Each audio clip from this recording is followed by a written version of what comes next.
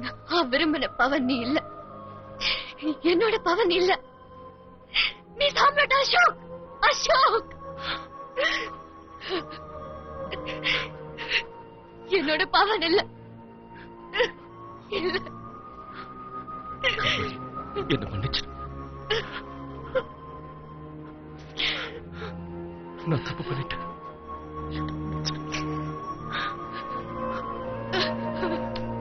ஏன் திரும்பி வரல பவன்? காதல்ல பிரிவு கூட மரணம் தான் உனக்கு தெரியாதா? எப்படி என்ன விட்டுட்டு போக மனசு?